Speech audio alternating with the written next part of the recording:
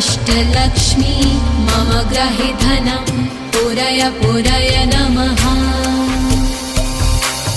ॐ ह्रीं श्रीं क्लीं श्रीं कुबेराय अष्टलक्ष्मी मम ग्रहे धनं पुरय पुरय नमः।